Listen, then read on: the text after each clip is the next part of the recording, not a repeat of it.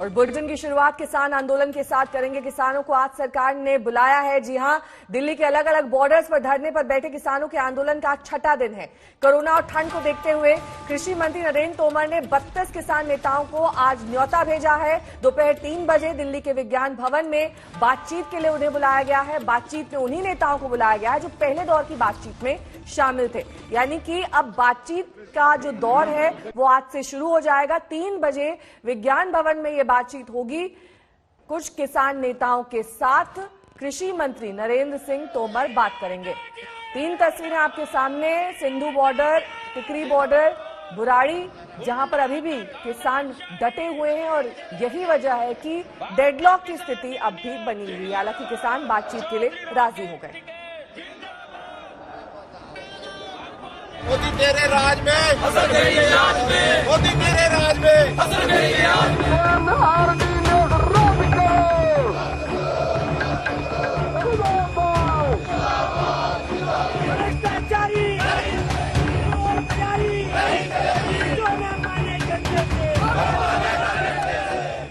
कटीले तार, बोल्डर्स और बैरिकेडिंग के उस पार देश के अन्नदाता भीषण ठंड के बीच धरने पर डटे हैं। सड़क पर ही डेरा डंडा, सड़क पर ही भोजन, सड़क पर ही सोना उठना, सड़क पर ही विरोध प्रदर्शन। कानून रद्द करो, रद्द करो, रद्द करो, कानून रद्द। सरकार ने शर्तों के साथ दिल्ली का दरवाजा खोला।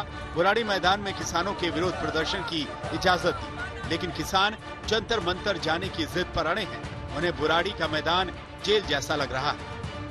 बुराड़ी ग्राउंड को ओपन जेल यानी कि कैद किसान करार दे रहे हैं। आखिर क्यों, ये जानने के लिए हमारे साथ तमाम किसान यूनियन के कार्यकर्ता और नेता भी हैं। आप देख रहे हैं पीछे कि यहाँ पे प्रधानमंत्री नरेंद्र मोदी के साथ साथ कृषि मंत्री और पीयूष गोयल साहब और मनोहर लाल खट्टर, इन सब की तस्वीरें हैं। उनका पुतला जो है वो फूकने की तैयारी में है किसान। और आखिर क्यों उनको लगता है ये ओपन जेल है, उन किसानों से पूछते हैं। हम बरारी में कैद हो गए हैं। बरारी में कैद क्यों हो गए? कैद इसलिए हो गए, हम जंतर मंतर पे जाना चाहते हैं। हमारे जथेबंदियों का जो लान था वो ये था कि जंतर मंतर में हम धरना लगाएंगे, वहां जाकर के बात करेंगे। अगर नरेंद्र मोदी शर्त रख सकता है, हम किसान जथेबंदियां क्यों नहीं रख सकती? नतीजा ये है कि सरकार का बुराड़ी प्लान फेल हो गया। जो किसान यहाँ पहुँचे थे वो वापस लौटने लगे। जाते जाते पीएम और कृषि मंत्री का पुतला भी फूंक गए। दूसरी तरफ दिल्ली को घेर कर बैठे किसान बॉर्डर से हटने को तैयार नहीं और अब वो दिल्ली के 5 एंट्री पॉइंट्स को सील करने की तैयारी में है। राजधानी दिल्ली को वैसे तो पड़ोसी राज्यों से जोड़ने वाली कई सड़कें हैं, लेकिन ये 5 एंट्री पॉइंट्स सबसे खास हैं।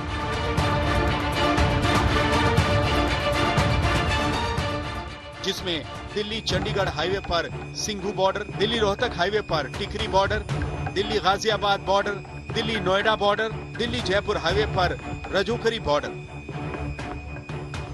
सिंघू बॉर्डर और टिकरी बॉर्डर पूरी तरह बंद हैं। गाजियाबाद बॉर्डर पर भी भारी संख्या में किसान डेरा डंडा गाड़े हुए हैं। सिंघू बॉर्डर पर इनकी तादाद 2 से 3 हजार, जबकि टिकरी बॉर्डर पर 1500 किसान जमे हुए हैं। जबकि दिल्ली गाजियाबाद बॉर्डर पर किसानों की संख्या 1000 के करीब है।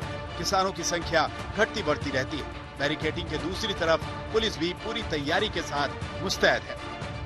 मौसमी सिंह और कुमार कुणाल के साथ अरविंद ओझा, दिल्ली आज तक। वहीं किसानों और सरकार के बीच बातचीत शुरू होने से पहले ही खटास भी आ गई है। दरअसल भारतीय मजदूर किसान संघर्ष यूनियन के जॉइंट सेक्रेटरी सुखविंदर सिंह ने बातचीत के लिए सिर्फ 32 नेताओं को बुलाने पर सवाल उठाए हैं। आज तक से खास बातचीत में सुखविंदर सिंह ने यह कहा कि देश में 500 से ज्यादा किसानों के जत्थे हैं, तो सिर्फ 32 को न्योता क्यों दिया गया है? सरकार की तरफ से अभी भी भरम पालने वाला लावा दिया गया है, क्योंकि देश की 500 से प्लस जथेबंदी ये आंदोलन लड़ रही है। ये ऑर्डिनेंस के खिलाफ पूरा देश एक है। प्रधानमंत्री से हमने निवेदन किया था कि प्रधानमंत्री जी सभी जथेबंदियों के आगुओं को न्योता दिया जाए और खुद मीटिंग लो ताकि इन मसलों का हल निकल सके। पर प्रधानमंत्री जी जहां उनकी टीम जो है अभी भी भरम पाल रखा है, हमारे में ऐसे फूट डालने की कोशिश कर रही है। जब हम कह रहे हैं कि सभी जथेबंदियां एक है, कोई टेकरी में लड़ रहा है, कोई सिंगू में, कोई नरेला में, जहां देश के किसी भी कोने में लड़ रहा है, सभी एक है। सभी को बुलाकर इस व्यवस्था का हल क्यों नहीं निकालते प्रधानमंत्री जी? क्यों जथेबंदियों में फूट डालने की कोशिश कर रहे हैं? जब जथेबंदियों का सबका एक संघर्ष एक है, एक ही है, तालमेल से ये संघर्ष को लड़ रहे हैं और खेती कानूनों के बरखिलाफ लड़ रहे हैं। हम कहना चाहते हैं कि सभी जथेबंदियों को प्रधानमंत्री जी बुलाएं और नरेंद्र मोदी जी खुद मीटिंग लेकर इसका हल निकालें। कितने जत्थे हैं जिनको आप चाहते हैं कि पूरी तरीके से बुलावा जो है वो दिया जाए? 500 से प्लस जथेबंदियां हैं पूरे देश में जो वक इलाकों में लड़ रही है और किसानों मजदूरों के गोल लड़ रही है। हम कहते हैं कि इस आंदोलन में पूरा देश एक है, पूरे देश को बुलाया जाए, अनगौलियां ना किया जाए। जो थोड़ा ज्यादा लड़ रहा है उसको बुलावा दे दिया जाता है, जो थोड़ा कम है उसको नहीं बुलाया जाता।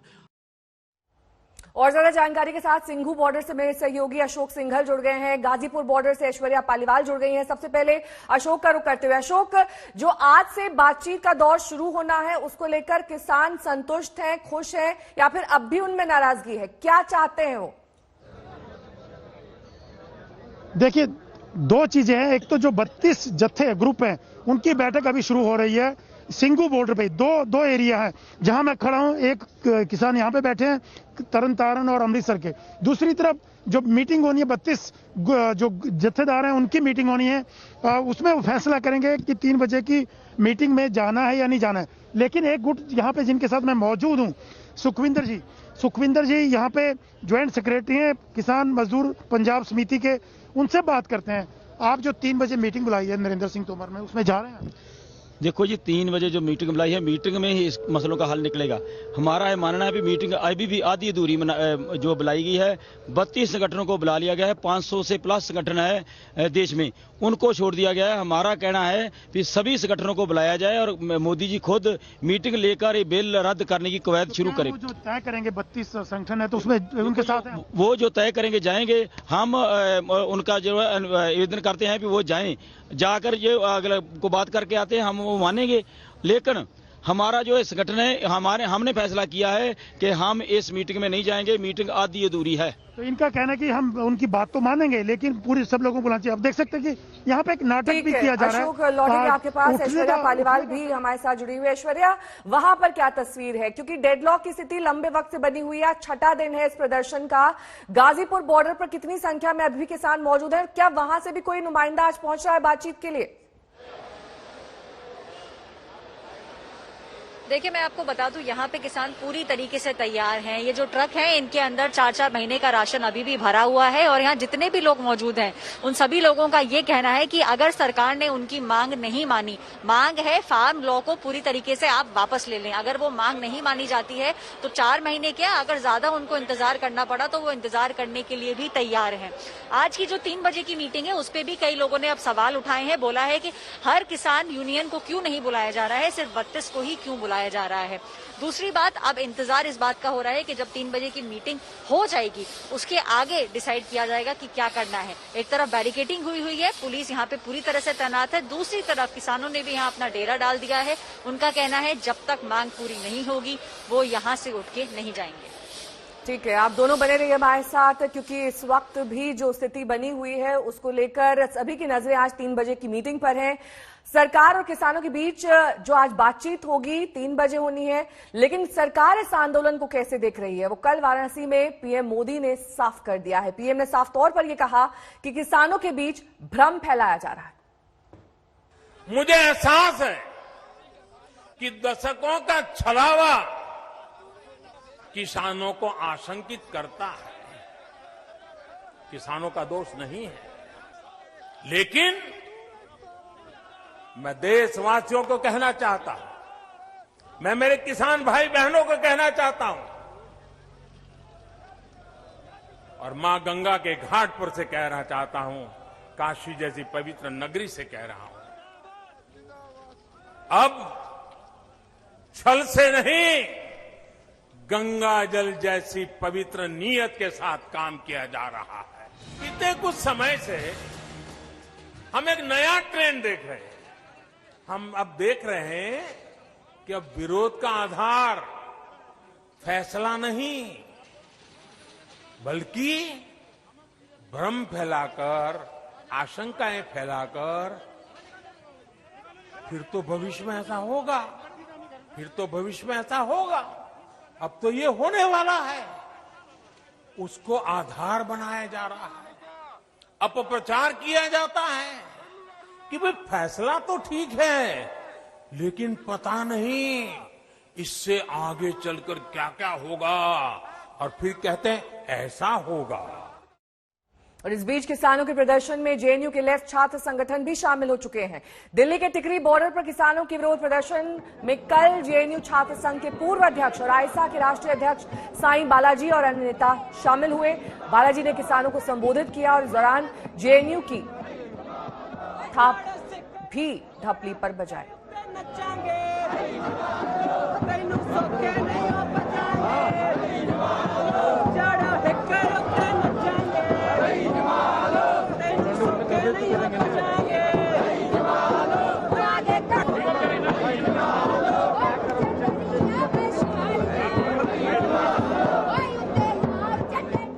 और दूसरी अहम खबर का रुख करेंगे। जेएनयू छात्र संघ की पूर्व उपाध्यक्ष शैला राशिद पर उनके पिता ने ही देश विरोधी गतिविधि में शामिल होने का गंभीर आरोप लगाया है। दरअसल पिता का कहना है कि शैला राशिद देश को तोड़ना चाहती हैं और यूएस में बैठे देश विरोधी ताकतें उन्हें फंडिंग कर रही हैं।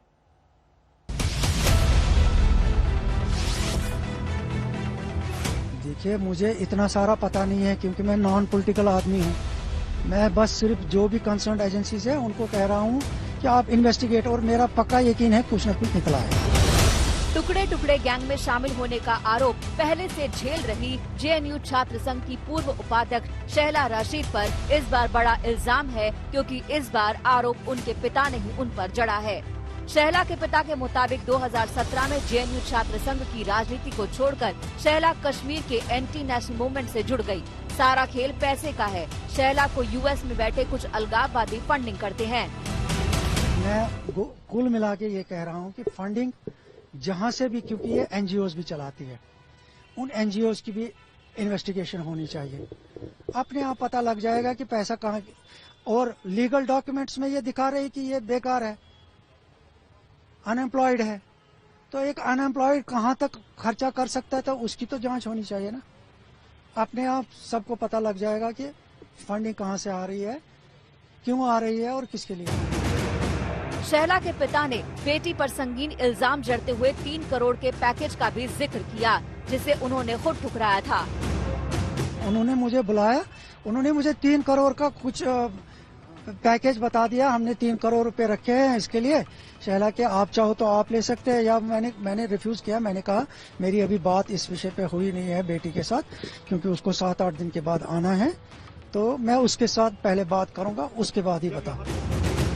अपनी बेटी को देश विरोधी बताकर शैला के पिता ने डीजीपी को चिट्ठी भेजी है और शैला से जान का खतरा बताते हुए खुद के लिए सुरक्षा भी मांगी है। इन्होंने मुझे धमकी दे दी ना, अब के बार धमकी दे दी, इसीलिए मैं भागा भागा जम्मू आया। आरोप के मुताबिक देश विरोधी गतिविधि में शैला ने अपने साथी, अपनी मां, अपनी बड़ी बहन और बॉडीगार्ड को भी शामिल कर रखा है। लेकिन अपने पिता के आरोपों को बेबुनियाद बताते हुए शैला ने उन पर ही गंभीर आरोप जड़ दिए। शैला ने सोशल मीडिया पर सफाई दी। हम परिवार के करीबी की मौत का मातम मना रहे हैं। इस घड़ी में मेरे पिता द्वारा मेरी मां और मेरी बहन के विरुद्ध बेबुनियाद और झूठे इल्जामों से बहुत दुखी हूं। ये हमारा पारिवारिक मामला है, लेकिन आरोप बहुत गंभीर है, इसीलिए मैं जवाब दे रही हूं। तथ्य ये है कि पिता के खिलाफ कोर्ट में मैंने, मेरी मां और मेरी बहन ने घरेलू हिंसा का केस किया था। पिता का आरोप इसी की प्रतिक्रिया है। शैला के खिलाफ पहले से देशद्रोह, नफरत और अफवाह फैलाने की धाराओं में केस दर्ज है। अब पिता की शिकायत पर शैला के खिलाफ जांच के आदेश दिए गए हैं, यानी नए विवाद में फंस गई है शैला। जम्मू से सुनील जी भट्ट और श्रीनगर से शुजाउल हक के साथ ब्यूरो रिपोर्ट आज तक।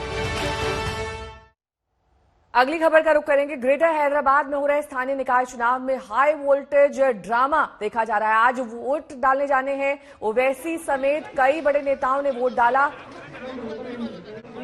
गृह राज्य मंत्री ने भी मतदान किया है। 150 वार्ड्स में वोटिंग के लिए ईवीएम की जगह बैलेट पेपर का इस्तेमाल किया जा रहा है। सुरक्षा इंतजामों में 22,000 से ज्यादा पुलिसकर्मी तैनात किए गए हैं।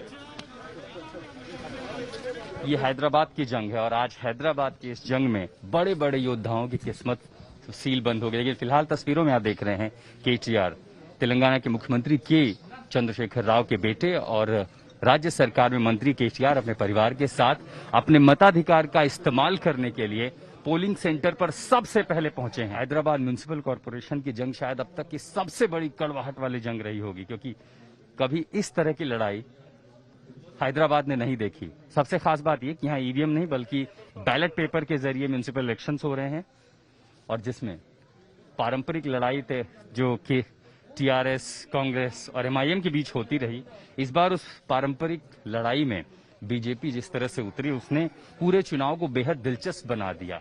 लेकिन आज दिन है अपने मताधिकार का इस्तेमाल करने का, जिसके लिए हैदराबाद का क्या आम आदमी, क्या खास आदमी, हर कोई अपने पोलिंग सेंटर तक पहुंचेगा और उसके बाद नतीजे जब होंगे तब पता चलेगा कि क्या बीजेपी के लिए दक्षिण का दरवाजा खुलेगा या फिर ओवैसी अपनी पकड़ और मजबूत करेंगे। फिलहाल हैदराबाद में संजय कुमार के साथ मैं आशुतोष मिश्रा, आज तक। हालांकि ये ग्रेटर हैदराबाद स्थानीय निकाय चुनाव है, लेकिन जिस तरह से चुनाव प्रचार ने बीजेपी को पूरी तरीके से ताकत झोंकने पर मजबूर किया, इसके नतीजे पर अब सबकी नजर है। आज जब वोट डालने पहुंचे तो क्या बोले केंद्रीय गृह राज्य मंत्री जी किशन रेड्डी और एआईएमआईएम नेता ओवैसी, आइए आपको दिखाते हैं। मैं सब लोगों से, आप सरकार ठीक नहीं काम कर रहे, ये आपका इलेक्टेड रिप्रेजेंटेटिव ठीक नहीं काम कर रहे, ऐसा आप क्रिटिसाइज करते हुए घर में नहीं बैठना चाहिए। आप बाहर आके आपका अधिकार उपयोग करके सभी लोग जो वोटिंग में पार्टिसिपेट होना चाहिए।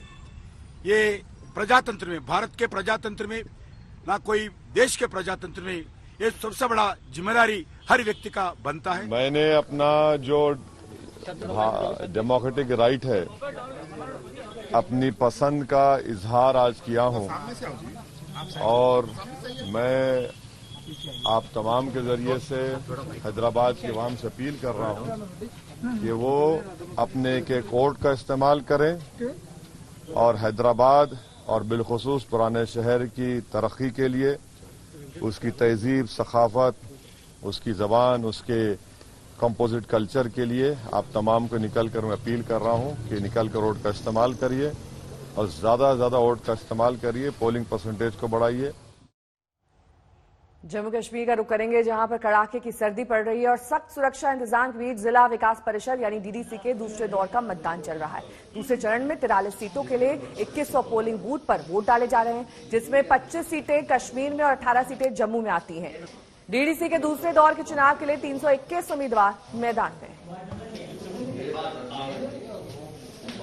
कोरोना की अब बात करेंगे। दिल्ली में एक बार फिर कोरोना के आंकड़ों ने डरा दिया है। पिछले कुछ दिनों की राहत के बाद दिल्ली में एक बार फिर एक दिन में मौत का आंकड़ा 100 के पार पहुंच गया है।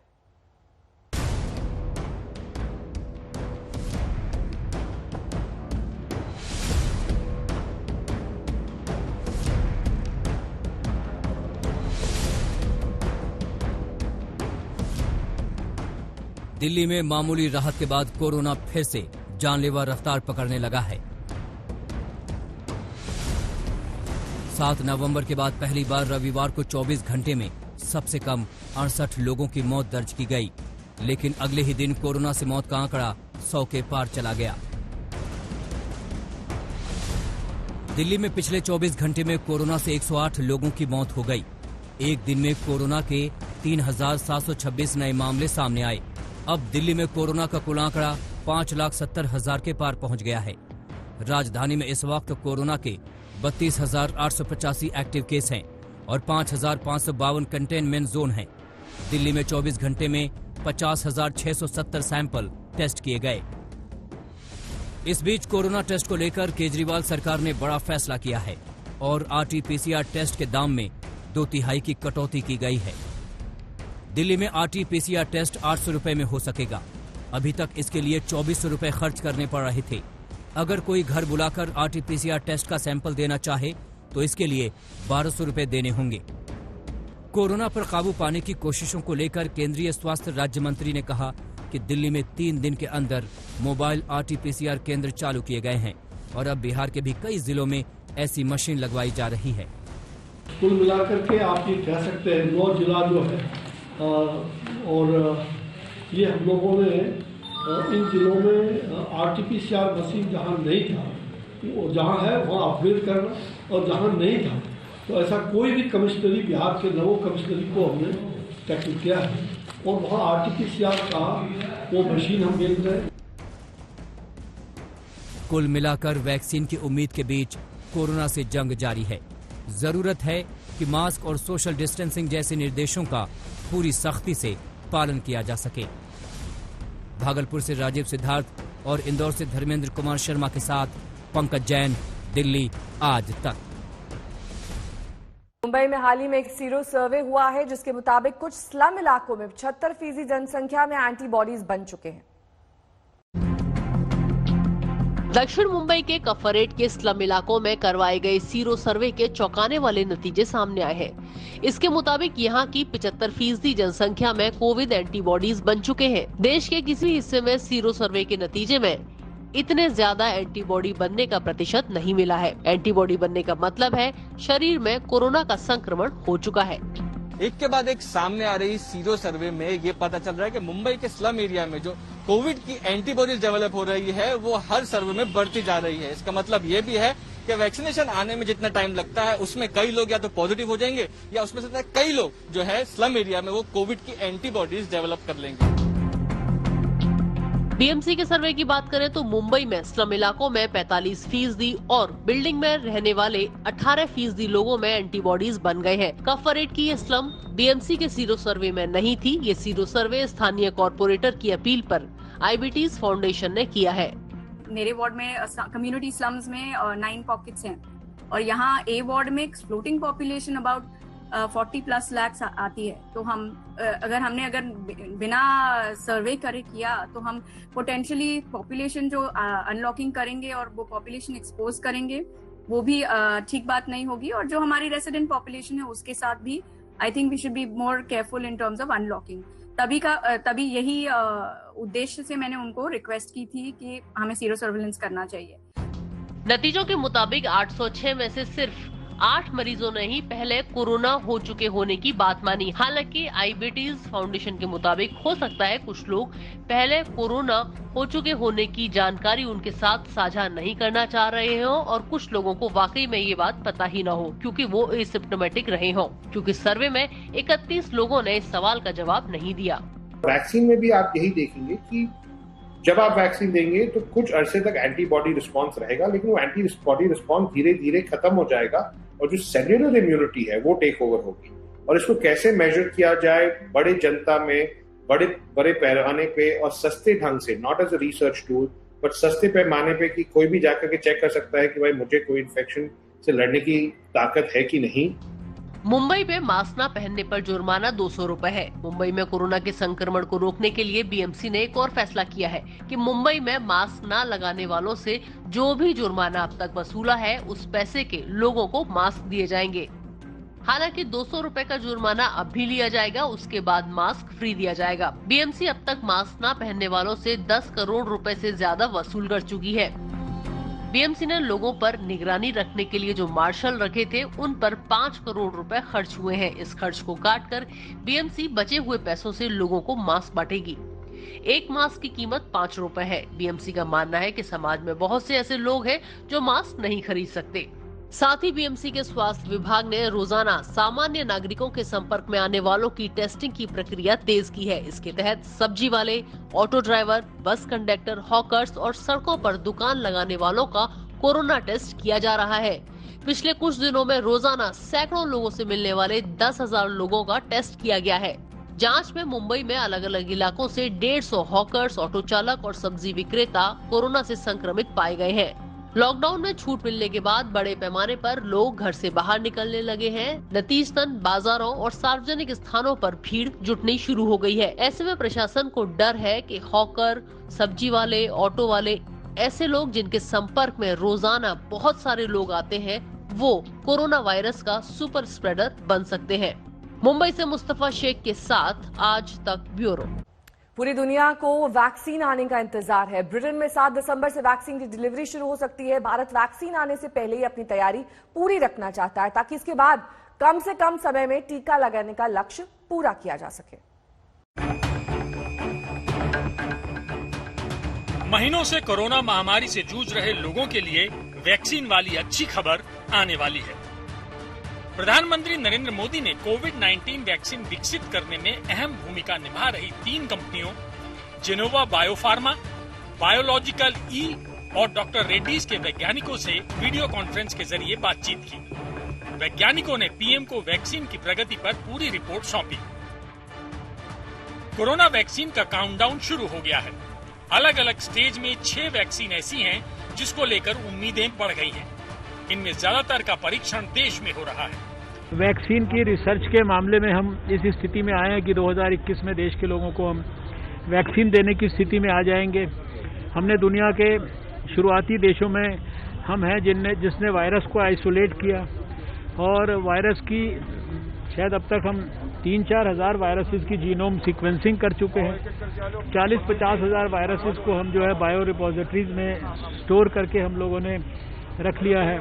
साल शुरू होने के बाद शुरुआती जो 2-3-4 महीने हैं उसमें संभावना है कि वैक्सीन हम देश के लोगों के लिए उपलब्ध करा पाएंगे और जुलाई अगस्त तक लगभग 25 से 30 करोड़ लोगों को हम वैक्सीन देने की योजना हमारी है और उसके हिसाब से पूरी तैयारियां देश के अंदर चल रही हैं। जिन वैक्सीन से सबसे ज्यादा उम्मीदें हैं इनमें ऑक्सफोर्ड की कोविशील्ड, भारत बायोटेक की कोवैक्सिन, भारतीय कंपनी जायडस कैडिला की जायकोव-डी और रूसी वैक्सीन स्पुतनिक वी भी शामिल है।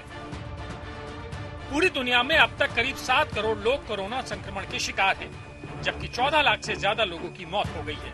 ऐसे में वैक्सीन की आहट भर से लोगों में खुशी है।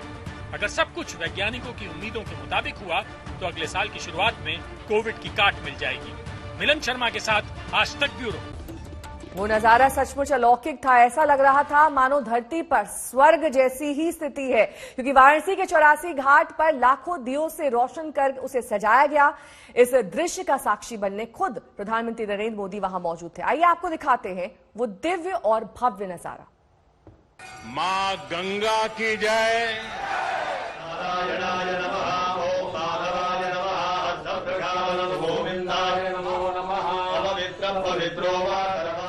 आज पूरा बनारस जगमग है। एक एक घाट सजा है, एक एक तस्वीर अद्भुत है।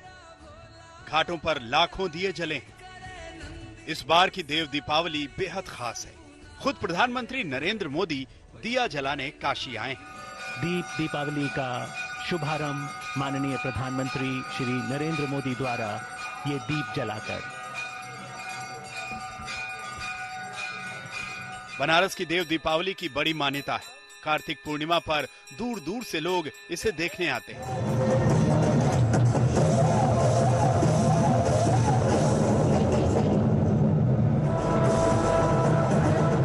लेकिन पहली बार ऐसी भव्य तस्वीरें दिखी। पहली बार कोई प्रधानमंत्री देव दीपावली पर बनारस आया है।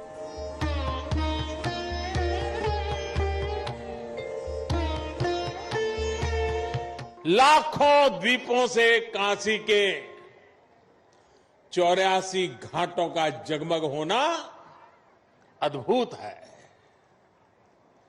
गंगा की लहरों में ये प्रकाश इस आभा को और भी अलौकिक बना रहा है। और साक्षी कौन है देखिए ना।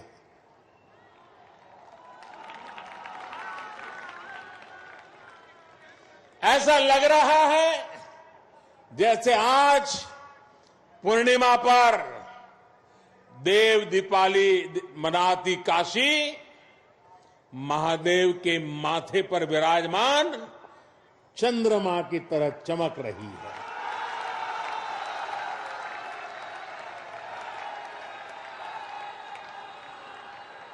काशी की महिमा ही ऐसी है। दीपावली पर अयोध्या सजी है, देव दीपावली पर काशी सजी है। प्रधानमंत्री की काशी अब कितनी बदल गई है। अलकनंदा क्रूज पर सवार होकर खुद प्रधानमंत्री ने इसे देखा।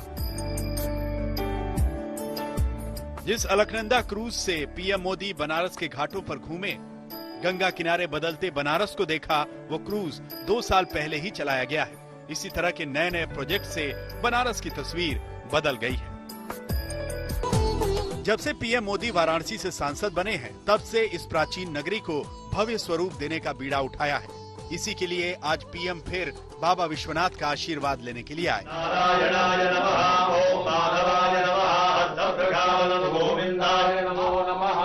पीएम ने बाबा विश्वनाथ के दर्शन किए, पूजा अर्चना की। पीएम ने काशी विश्वनाथ मंदिर को और भव्य स्वरूप देने वाले, मंदिर तक आसानी से पहुंचने वाले कॉरिडोर प्रोजेक्ट को देखा। ये पीएम का ड्रीम प्रोजेक्ट है। काशी विश्वनाथ कॉरिडोर पर तेजी से काम चल रहा है। अगले साल तक इस कॉरिडोर का काम पूरा हो जाएगा। वाराणसी में जिस तरह से काम हुआ है, जिस तरह से 6 वर्षों में बनारस बदला है, उससे काशी को पुराना वैभव लौटने का भरोसा है। कोरोना काल में पीएम ने करीब 9 महीने बाद वाराणसी का दौरा किया। वो करीब 7 घंटे तक अपने संसदीय क्षेत्र में रहे। 6 लेन हाईवे का उद्घाटन करने से लेकर देव दीपावली मनाने तक पीएम का वाराणसी में ये यादगार दौरा रहा। श्वेता सिंह के साथ कुमार अभिषेक, वाराणसी, आज तक।